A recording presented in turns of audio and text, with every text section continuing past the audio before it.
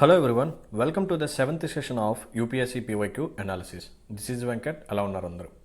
I hope మీరు అందరూ ఈ సెషన్స్ని యూస్ చేసుకుంటున్నారని అనుకుంటున్నాను. అండ్ అప్కమింగ్ గ్రూప్ 2 ఎగ్జామ్కి ఎవరైతే ప్రిపేర్ అవుతున్నారో వాళ్ళు కూడా డైలీ ఈ సెషన్స్ని వినండి. వీలైతే ఈ సెషన్స్ని 1.25లో కానీ 1.5x స్పీడ్లో కానీ వినడానికి ట్రై చేయండి. ఓకేనా? So without any delay let's start our session. Now look at first question. Which of the following provisions of the Constitution of India have a bearing on education? So ఎడ్యుకేషన్కి సంబంధించిన provisions కింద ఉండే 5 పార్ట్స్లో ఎక్కడ ఉన్నాయి అని చెప్పి అడుగుతున్నాడు అనమాట. సో ఒకసారి మనం డీటెయిల్గా చూద్దాం. ఫస్ట్ ఆప్షన్ చూడండి, directive principles of state policy. Directive principles of state policy. So డిపిఎస్పీస్లో మనం కానీ గమనిస్తే there is an article called article 45. So article 45 మనకేం చెప్తుంది? State should provide early childhood care and education. ఎవరికి? To the children who are below 6 years. So 6 years age group అంటే తక్కువ ఉన్న చిల్డ్రన్కి early childhood care and education provide చేయాలి అని చెప్పి ఆర్టికల్ 45లో ఉందన్నమాట. సో దీన్ని బట్టి డైరెక్టివ్ ప్రిన్సిపల్స్ ఆఫ్ స్టేట్ పాలసీలో ఎడ్యుకేషన్ రిలేటెడ్ ప్రొవిజన్స్ ఉన్నాయని చెప్పి మనం చెప్పొచ్చు. నెక్స్ట్ చూడండి, rural and urban bodies. Right. So there are 2 schedules, 11 and 12. 11th schedule మనకి పంచాయతీరాజ్ సిస్టమ్ గురించి మాట్లాడుతుంది అండ్ 12th schedule వచ్చేసరికి మున్సిపాలిటీస్ గురించి మాట్లాడుతుంది అనమాట. Okay, right. సో పంచాయత్స్కి కొన్ని సబ్జెక్ట్స్ అయితే ఇచ్చారు అండ్ మున్సిపాలిటీస్కి కూడా కొన్ని సబ్జెక్ట్స్ అయితే ఇచ్చారనమాట. సో ఆ సబ్జెక్ట్స్ మీద పంచాయతీ వాళ్ళు డెసిషన్స్ తీసుకుంటారు అండ్ మున్సిపాలిటీస్కి ఇచ్చిన సబ్జెక్ట్స్ మీద మున్సిపాలిటీ వాళ్ళు డెసిషన్ తీసుకోవడం జరిగింది. సో పంచాయతీకి ఇచ్చిన ఈ సబ్జెక్ట్స్లో అండ్ మున్సిపాలిటీస్కి ఇచ్చిన ఈ సబ్జెక్ట్స్లో ఎడ్యుకేషన్ అనే సబ్జెక్ట్ కూడా ఉంది.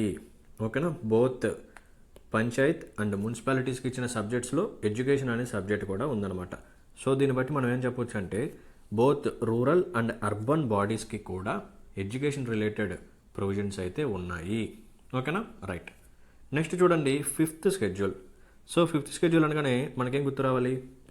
Scheduled and tribal areas in some states except Assam, Tripura, Meghalaya, Mizoram. So నేను ఇన్ టైమ్స్ సెవరల్ క్లాసెస్లో రిపీట్ చేసిన కాబట్టి మీరు ఇంకా మర్చిపోరని అనుకుంటున్నాను. So right. సో ఈ స్కెడ్యూల్డ్ అండ్ ట్రైబల్ ఏరియాస్లో ఎవరుంటారు? ట్రైబల్ పీపుల్ ఉంటారనమాట. సో వీళ్ళకి సంబంధించిన ఎకనామిక్ అండ్ ఎడ్యుకేషన్ డెవలప్మెంట్ ఏదైతే ఉందో nothing but advancement of these people. So వీటికి సంబంధించిన ప్రొవిజన్స్ అన్నీ ఈ 5th schedule ఉండటం జరుగుతుందన్నమాట. సో దీన్ని బట్టి మనం ఏం చెప్పొచ్చు అంటే 5th schedule కూడా మనకి ఎడ్యుకేషన్ రిలేటెడ్ ప్రొవిజన్స్ అయితే ఉన్నాయి. సో 5th schedule మనకి స్కెడ్యూల్డ్ అండ్ ట్రైబల్ ఏరియాస్ గురించి మాట్లాడుతుంది. సో ఆ ఏరియాస్లో ఉండే పీపుల్కి సంబంధించిన ఎకనామిక్ అండ్ ఎడ్యుకేషనల్ అడ్వాన్స్మెంట్ గురించి, ఓకేనా, దానికి సంబంధించిన బాధ్యతలన్నీ ఆ పర్టికులర్ ప్లేస్లో ఉండే స్టేట్స్ మీద అయితే ఉంటుందన్నమాట.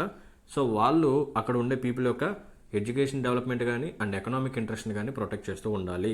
సో 5th schedule కూడా ఎడ్యుకేషన్ రిలేటెడ్ ప్రొవిజన్స్ గురించి మాట్లాడుతుంది. Next 6th schedule. So same 6th schedule it also talks about scheduled and tribal areas in the areas of Assam, Tripura, Meghalaya and Mizoram. Right. So నేను ఇక్కడ ఏమని చెప్పానంటే అటానమస్ డిస్ట్రిక్ట్ కౌన్సిల్స్ గురించి కూడా మనకి 6th schedule ఉంటుంది.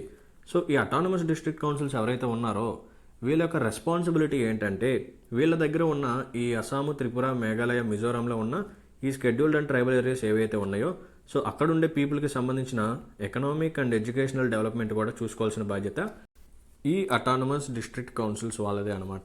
ఓకేనా? రైట్. సో దీన్ని బట్టి మనం ఏం చెప్పొచ్చు? 6th schedule కూడా మనకి ఎడ్యుకేషన్ రిలేటెడ్ ప్రొవిజన్స్ ఉన్నాయి అని చెప్పొచ్చు అనమాట. సో 5th ఆప్షన్ చూడండి, 7th schedule. 7th schedule. సో 7th schedule మనకి డిస్ట్రిబ్యూషన్ ఆఫ్ పవర్స్ ఉంటాయి. ఓకే. సో డిస్ట్రిబ్యూషన్ ఆఫ్ పవర్స్లో మనకి ఏమేమి ఉంటాయి?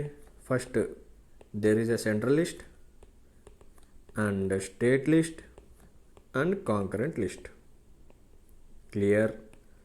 సో నేను ఒక పాయింట్ ఆల్రెడీ చెప్పాను. 42nd కాన్స్టిట్యూషన్ అమెండ్మెంట్ యాక్ట్ ద్వారా ఏం జరిగింది?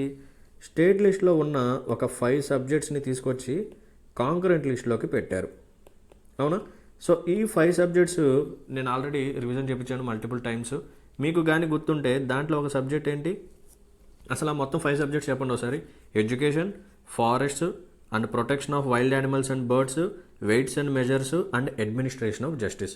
సో ఈ 5 subjects 42nd constitution amendment act ముందు స్టేట్ లిస్ట్లో ఉంటే వాటిని తీసేసి కాంకరెంట్ లిస్ట్లో పెట్టడం జరిగింది. సో ఇక్కడ మీరు గమనిస్తే ఎడ్యుకేషన్ అనేది ఒక సబ్జెక్ట్ అనమాట. సో ఎడ్యుకేషన్ అనేది సబ్జెక్ట్ ఇక్కడ ఉంది కాబట్టి సో ఎడ్యుకేషన్కి సంబంధించిన ప్రొవిజన్స్ కూడా 7th షెడ్యూల్లో ఉన్నాయి అని మనం డైరెక్ట్గా చెప్పేయచ్చు. సో దీన్ని బట్టి మనం ఏం చెప్పొచ్చు అంటే ఆప్షన్ వచ్చేసరికి 1, 2, 3, 4 అండ్ 5. సో డిపిఎస్పీస్లో కానీ అండ్ పంచాయత్స్ అండ్ మున్సిపాలిటీస్ దగ్గర కానీ అండ్ 5th షెడ్యూల్లో కానీ 6th షెడ్యూల్లో కానీ అండ్ 7th షెడ్యూల్లో కానీ వీటన్నిటిలో ఎడ్యుకేషన్ రిలేటెడ్ ప్రొవిజన్స్ అయితే ఉన్నాయి. ఓకేనా, right. Now let us look at the second question. Which of the following are the fundamental duties of citizens laid down in the Indian Constitution? So direct question 4 options ఇచ్చాడు. వీటిలో fundamental duties ఏంటివి, ఏవి కాదు అని చెప్పి డైరెక్ట్గా అడిగాడు అనమాట. Okay, right. సో ఇక్కడ చూడండి, సెలెక్ట్ ద కరెక్ట్ ఆన్సర్. ఓకేనా, సో ఇటువంటి మీరు జాగ్రత్తగా గమనించాలి. ఇన్కరెక్ట్ ఆన్సర్ అని ఇచ్చినప్పుడు ఇంకొక ఆప్షన్ అయితే మనకి వస్తుందన్నమాట. So please pay attention. Right, first option చూడండి అమ్మా. To preserve the rich heritage of our composite culture. మన యొక్క కాంపోజిట్ కల్చర్ ఏదైతే ఉందో, హెరిటేజ్ ఏదైతే ఉందో దాన్ని ప్రిజర్వ్ చేయాలి అని చెప్పి ఉంది. సో ఎస్, ఇది ఫండమెంటల్ డ్యూటీ. ఆర్టికల్ వచ్చేసరికి article 51A class F. Good. To protect the weaker sections from the social injustice. లేదు, సో ఇటువంటి ఫండమెంటల్ డ్యూటీ అయితే మనకి లేదనమాట. సో ఎక్కడైతే ఆప్షన్స్లో 2 ఉందో దాన్ని మనం ఎలిమినేట్ చేసేయచ్చు. సో డైరెక్ట్లీ మనకు ఆన్సర్ వచ్చేసింది. బట్ ఒకసారి రిమైనింగ్ ఆప్షన్స్ కూడా చూద్దాం. To develop the scientific temper and spirit of enquiry. Yes, ఇది కూడా ఫండమెంటల్ డ్యూటీయే. సో ఆర్టికల్ వచ్చేసరికి ఆర్టికల్ 51A క్లాస్ H. ఓకేనా, article 51A clause H deals with the to develop the scientific temper, humanism and spirit of enquiry and reform. ఇది full article అనమాట. Next, to strive towards excellence in all spheres of individual and collective activity. Yes, ఇది కూడా ఒక fundamental డ్యూటీయే. ఇది article 51A clause J. To strive towards excellence in all spheres of individual and collective activity so that the nation constantly rises to higher levels of endeavour and achievement. So దీన్ని బట్టి మనం ఏం చెప్పొచ్చు అంటే ఇచ్చిన list of ఒక 4 ఆప్షన్స్లో 1, 3 and 4 are the fundamental duties. ఓకేనా, right. Now let us look at the third question. According to the Constitution of India, it is the duty of the President to cause to be laid before the Parliament which of the following. Okay, so మన భారత రాజ్యాంగం ప్రకారం honourable president ఎవరైతే ఉన్నారో ఆయనకు ఒక duty ఉంటుందన్నమాట. అదేంటంటే కొన్ని రిపోర్ట్స్ పార్లమెంట్ ముందు సబ్మిట్ చేయాలి. సో ఆ రిపోర్ట్స్ ఏంటివి అని చెప్పి ఆప్షన్స్లో అడగటం జరిగిందనమాట. సో అన్ని రిపోర్ట్స్ ఒకసారి మెన్షన్ చేస్తాను, జాగ్రత్తగా వినండి. సో ఫస్ట్ ఆప్షన్ చూడండి, the recommendations of union finance commission. So union finance commission ఇచ్చిన రికమెండేషన్స్ని పార్లమెంట్ ముందు ప్లేస్ చేయాలి అని చెప్పి అంటున్నారు. ఎవరు ప్లేస్ చేయాలి? Honourable president. Next one, the report of the public accounts committee, the report of controller and auditor general and the report of national commission of schedule caste. Right. So ఇక్కడ మనం డీటెయిల్గా మనం మాట్లాడుకుందాం. So there is honourable president of India. So ఆయనకు ఒక duty ఉంది. He has to submit some reports before parliament. So ఆ reports ఏంటో ఒకసారి చెప్తాను, నోట్ డౌన్ చేసుకోండి. ఫస్ట్ వన్ వచ్చేసరికి annual financial statement. Annual financial statement, దీన్నే మనం బడ్జెట్ అని చెప్పి కూడా పిలుస్తాం. సో కామెంట్ సెక్షన్లో annual financial statement or budget దీనికి సంబంధించిన ఆర్టికల్ని కామెంట్ సెక్షన్లో మెన్షన్ చేయండి. Right. And controller and auditor general of India. So ఈయన ఇచ్చిన రిపోర్ట్స్ని కూడా హానరబుల్ ప్రెసిడెంట్ గారు పార్లమెంట్ ముందు ప్లేస్ చేయాలి. Next, and recommendations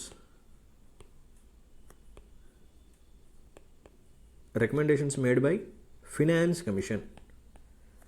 so finance commissions ఇచ్చిన రికమెండేషన్స్ని కూడా హానరబుల్ ప్రెసిడెంట్ గారు పార్లమెంట్ ముందు ప్లేస్ చేయాలన్నమాట. Next, the report of UPSC, union public service commission ఇచ్చిన రిపోర్ట్స్ని కూడా పార్లమెంట్ ముందు ప్లేస్ చేయాలన్నమాట. నెక్స్ట్, అండ్ స్పెషల్ ఆఫీసర్, మనకి షెడ్యూల్ క్యాస్ట్కి షెడ్యూల్ ట్రైబ్స్కి స్పెషల్ ఆఫీసర్ అయితే ఉంటారు. సో ఈయన ఇచ్చిన రిపోర్ట్స్ని కూడా పార్లమెంట్ ముందు ప్లేస్ చేయాలి.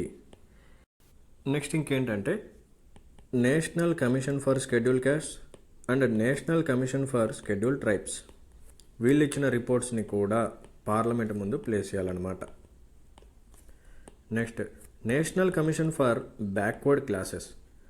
సో ఈ కమిషన్ ఇచ్చిన రిపోర్ట్ని కూడా పార్లమెంట్ ముందు ప్లేస్ చేయాలన్నమాట. So these are the some of the reports or recommendations that are to be placed by the honourable president of India in front of parliament. So ఇక్కడ public accounts కమిటీకి సంబంధించిన reports వాటిని honourable president గారు parliament ముందు place చేయాలని చెప్పి ఎక్కడా లేదు.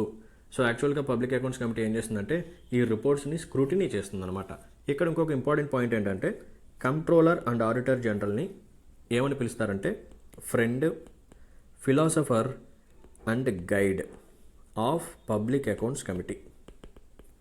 ఎందుకు సార్ ఇలా పిలుస్తారంటే కంట్రోలర్ అండ్ ఆడిటర్ జనరల్ గారు ఇచ్చిన ఇంపార్టెంట్ రిపోర్ట్స్ని స్క్రూటినీ చేసేది పబ్లిక్ అకౌంట్స్ కమిటీ అనమాట.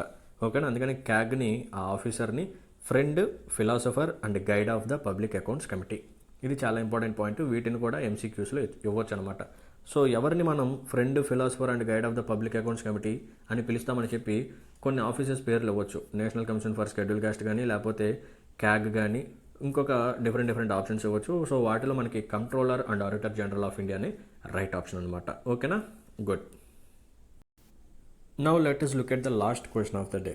Which of the following special powers have been conferred on Rajya Sabha by the Constitution of India? So మనకి లోక్సభ, రాజ్యసభ రెండు హౌసెస్ ఉంటాయి పార్లమెంట్లో. సో లోక్సభకి కొన్ని స్పెషల్ పవర్స్ ఉంటాయి అండ్ రాజ్యసభకు కూడా కొన్ని స్పెషల్ పవర్స్ ఉంటాయి. సో ఇది చాలా ఇంపార్టెంట్ టాపిక్ అనమాట. సో మనం లోక్సభకి సంబంధించిన ఇంపార్టెంట్ స్పెషల్ పవర్స్ ఎప్పుడన్నా క్వశ్చన్ వచ్చినప్పుడు మనం మాట్లాడుకుందాం. ఈ పర్టికులర్ సెషన్లో రాజ్యసభకి ఉన్న కొన్ని స్పెషల్ పవర్స్ మనం డిస్కస్ చేద్దాం. సో ఆప్షన్స్ చూద్దాం. ఫస్ట్ ఆప్షన్ వచ్చేసరికి to change the existing territory of a state and to change the name of the state. So ఉన్న స్టేట్ యొక్క టెరిటరీని చేంజ్ చేయడానికి లేకపోతే స్టేట్ యొక్క నేమ్ని చేంజ్ చేయడానికి రాజ్యసభకి ఒక స్పెషల్ పవర్ ఉంది అని చెప్పి అంటున్నారు, which is absolutely wrong. To amend the election procedure of the president and to determine the pension of the president, no, ఇది కూడా wrong. To determine the functions of the election commission and to determine the number of election commissioners, no, ఇది కూడా wrong. So answer ఏంటంటే to pass a resolution empowering the parliament to make laws in the state list and to create one are more all India services. So వీటి గురించి ఇప్పుడు మనం మాట్లాడదాం. So special powers of Rajya Sabha. So మనకి పార్లమెంట్లో 2 houses ఉంటాయి, Lok Sabha and Rajya Sabha. లోక్సభని house of the people అంటే రాజ్యసభని హౌస్ ఆఫ్ ద ఎల్లర్స్ అంటారు. లోక్సభని లోవర్ హౌస్ అంటే రాజ్యసభని అప్పర్ హౌస్ అని చెప్పి పిలుస్తాం. Good. So there is an article called article 249. According to article 249 ఇదేం చెప్తుందంటే Rajya Sabha it can authorise parliament. Rajya Sabha can authorise parliament to make a law on the subject which are enumerated in the state list. So state లిస్ట్లో కొన్ని subjects ఉంటాయి. యాక్చువల్గా state లిస్ట్లో ఉన్న subjects మీద చట్టాలు చేసే అధికారం రెస్పెక్టివ్ స్టేట్కి ఉంటుంది. అవునా, రెస్పెక్టివ్ స్టేట్సే వాటి యొక్క స్టేట్ లిస్ట్లో ఉన్న సబ్జెక్ట్స్ మీద లాస్ అనేది చేసుకుంటాయి. జనరల్గా సెంట్రల్ గవర్నమెంట్ కానీ యూనియన్ కానీ చేయడానికి ఆ పవర్ అనేది లేదు. సో ఎప్పుడైతే ఆర్టికల్ 249ని యూజ్ చేసి రాజ్యసభ ఈ పవర్ని కానీ పార్లమెంట్కి ఇస్తే, ఓకేనా, ఆ పవర్ని కానీ పార్లమెంట్కి ఇస్తే no parliament can make a law on that particular subject in the state list. Okay, ఇది ఒక స్పెషల్ పవర్. నెక్స్ట్ మనకి all India services. So present all India services ఏంటంటే Indian administrative service, Indian police service and Indian forest service. ఈ 3 present మన ఇండియాలో ఉన్న all India services అనమాట. So ఇంకొక ఆల్ ఇండియా సర్వీసెస్ని కానీ క్రియేట్ చేయాలి అనుకుంటే ఆ పవర్ని రాజ్యసభకి ఇవ్వడం జరిగింది. సో అండర్ ఆర్టికల్ 312, ఓకేనా, under article 312 Rajya Sabha can authorise parliament. Rajya Sabha can authorise parliament to create and all India services. ఓకేనా, సో రాజ్యసభ ఏం చేస్తుందంటే పార్లమెంట్కి పవర్ ఇస్తుందన్నమాట. ఓకే, పార్లమెంట్ ఇప్పుడు మనం ఆల్ ఇండియా సర్వీసెస్ని క్రియేట్ చేయడం మంచిది. So it is the need of the hour. So ఖచ్చితంగా మనం ఒక ఆల్ ఇండియా సర్వీస్ని క్రియేట్ చేస్తే మనకు మంచి జరుగుతుందని చెప్పి రాజ్యసభ ఒకవేళ ఆర్టికల్ 312ని యూజ్ చేసి పార్లమెంట్కి పవర్ ఇస్తే సో పార్లమెంట్ అప్పుడు ఒక కొత్త ఆల్ ఇండియా సర్వీసెస్ని క్రియేట్ చేయొచ్చు అనమాట. ఓకేనా. Next there is another power called article 67. So article 67 ప్రకారం వైస్ ప్రెసిడెంట్ గారిని, ఆనరబుల్ వైస్ ప్రెసిడెంట్ గారిని రిమూవ్ చేయాలి అనుకుంటే దానికి సంబంధించిన రిజల్యూషన్ ఏదైతే ఉందో అది ఖచ్చితంగా ఫస్ట్ రాజ్యసభలోనే ఇనిషియేట్ చేయాలన్నమాట, లోక్సభలో ఇనిషియేట్ చేయడానికి లేదు. ఓకేనా. అకార్డింగ్ టు ఆర్టికల్ 67 ఒకవేళ వైస్ ప్రెసిడెంట్ గారిని రిమూవ్ చేయాలనుకుంటే ఆ రిజల్యూషన్ని రాజ్యసభలోనే ఇనిషియేట్ చేయాలి, లోక్సభలో కాదు. ఓకేనా. సో దీన్ని బట్టి మనం ఆన్సర్ వచ్చేసరికి ఆప్షన్ బి అని చెప్పొచ్చు అనమాట. So article 249 and article 312 and article 67. So this is all about today session. I hope you like this video. మీకు కానీ నా ఎఫర్ట్స్ కానీ నచ్చితే please hit the like button and subscribe to our channel Sairam Sampath Rao education for more videos. ఓకేనా. So రెగ్యులర్గా follow అవ్వండి, కంటెంట్ని తెచ్చుకోండి అండ్ ఖచ్చితంగా ఎగ్జామ్ని అయితే మీరు క్రాక్ చేస్తారు. Okay, good. So see you in the next session. Until then take care. Bye bye. Jai Hind.